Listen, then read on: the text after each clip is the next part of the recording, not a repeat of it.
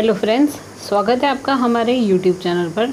दोस्तों, आज हम करेंगे प्रश्नोत्तर क्षितिज गद्य खंड कक्षा 10 पाठ 7 नौबत खाने में इबादत, जिसके लेखक हैं यतीन्द्र मिश्र।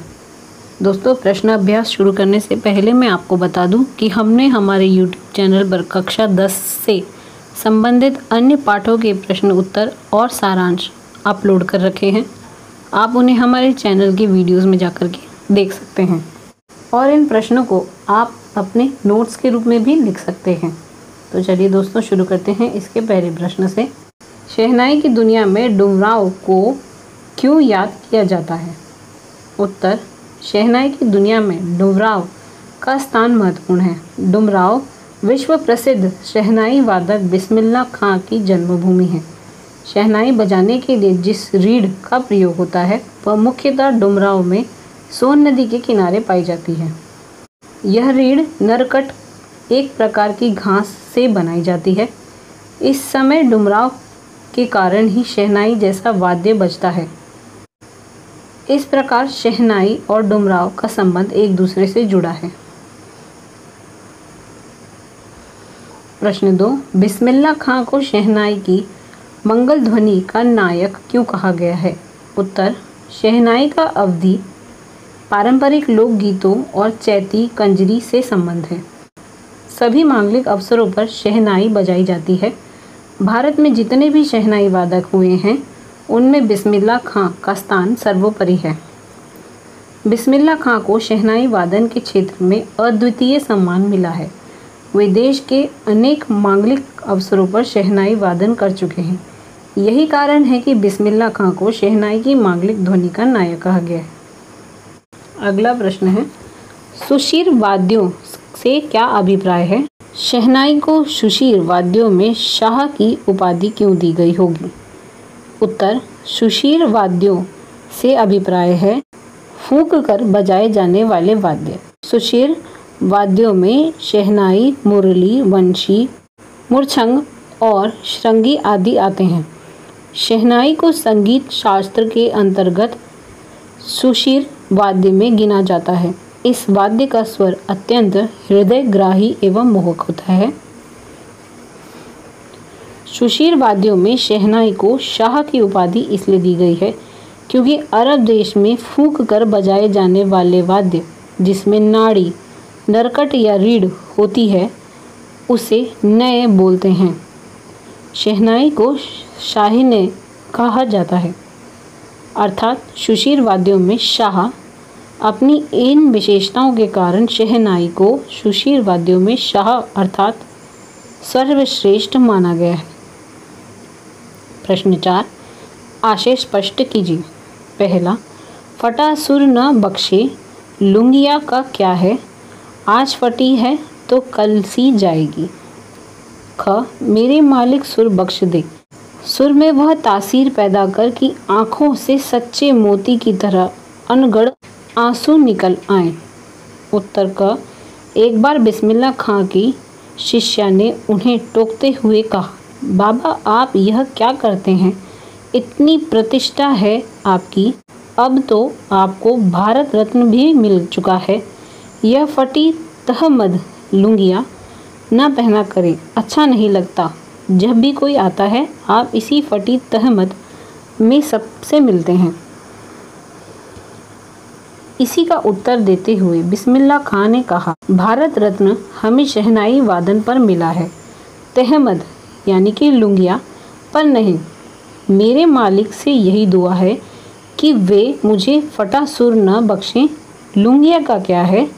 आज फटी है तो कल सिल जाएगी, अर्थात पहनावे से कोई काबिल नहीं बनता। पहनावा तो कभी भी सुधारा जा सकता है, किंतु किसी भी काबिलियत को पाने के लिए अथक प्रयास की आवश्यकता होती है। व्यक्ति अपनी शान शौकत से नहीं अपितु अपने मेहनत, लग्न और गुण से पहचाना जाता है। उत्तर ख, बिस्मिल्लाह खां 80 वर्ष की उम्र में भी 5 वक्त नमाज पढ़ते और सच्चे सुर को पाने की प्रार्थना करते थे।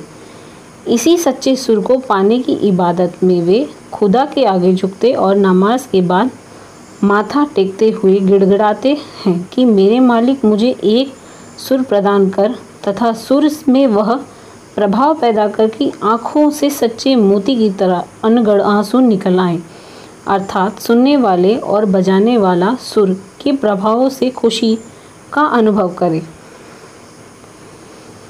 प्रश्न 5, काशी में हो रहे कौन से परिवर्तन बिस्मिल्लाह खां को व्यथित करते थे?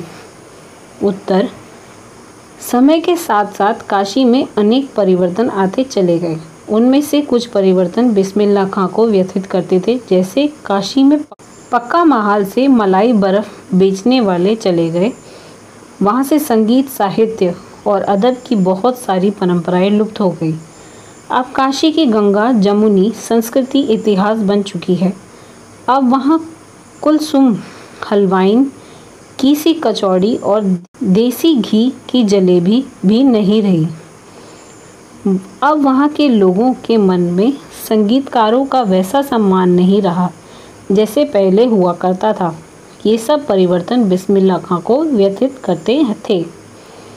प्रश्न 6, पाठ में आए किन प्रसंगों के आधार पर आप कह सकते हैं कि बिस्मिल्लाह खां मिली जुली संस्कृति के प्रतीक थे?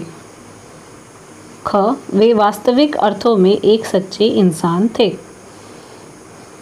उत्तर क, बिस्मिल्लाह खां हिंदू मुस्लिम एकता के समर्थक थे। वे मिली जुली संस्कृति के प्रतीक थे।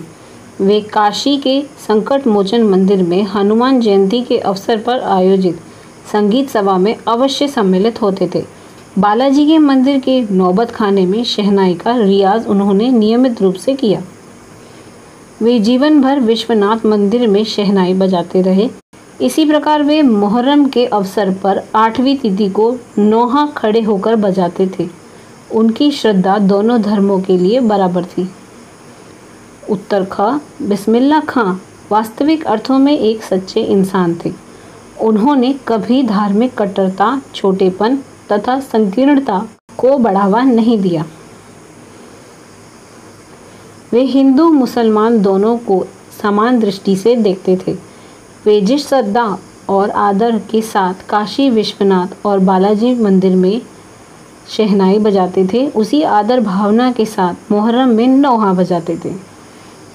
वे मिली जुली संस्कृति के प्रतीक थे। उन्होंने खुदा से कभी अपने लिए सुख समृद्धि की मांग नहीं की। वे हमेशा सच्चे सुर की मांग करते थे। प्रश्न 7, बिस्मिल्लाह खां के जीवन से जुड़ी उन घटनाओं और व्यक्तियों का उल्लेख करें जिन्होंने उनकी संगीत साधना को समृद्ध किया। उत्तर, उस्ताद बिस्मिल्लाह खां का जन्म संगीत प्रेमी परिवार में डुमराव में हुआ। इसी डुमराव के कारण शहनाई जैसा वाद्य बजता है। उनके परदादा उस्ताद सल्लार हुसैन खां और उस्ताद पैगंबर बख्श खां तथा मामू अली बख्श खां का उनकी संगीत साधना को समृद्ध करने में विशेष योगदान रहा। 5 से 6 वर्ष की उम्र के बाद वे अपने ननिहाल काशी में रहने लगे। काशी के पुराने बालाजी के मंदिर में उन्होंने रियाज किया। रास्ते में उन्हें रसूलन बाई और बतुलन बाई के ठुमरी टप्पे सुनाई पड़ते। उन्हें संगीत के प्रति आसक्ति इन्हीं गायिका बहनों को सुनकर मिली। उन्होंने स्वयं स्वीकार किया है कि उनकी अबोध उम्र में अनुभव की स्लेट पर संगीत प्रेरणा की वर्णमाला रसूलन बाई और बतुलन बाई ने उकेरी। तो दोस्तों, इस वीडियो में इतना ही। आपको हमारा ये वीडियो कैसा लगा हमें कमेंट बॉक्स में ज़रूर बताएं। हमारे इस वीडियो को लाइक करें, शेयर करें तथा हमारे चैनल से जुड़े रहने के लिए हमारे चैनल को सब्सक्राइब करना ना भूलें। बेल आइकन को ज़रूर दबाएं ताकि आपको हमारे वीडियो की नोटिफिकेशन सबसे पहले मिल सके। तो दोस्तों, मिलते हैं अगली वीडियो के साथ। तब तक के लिए धन्यवाद।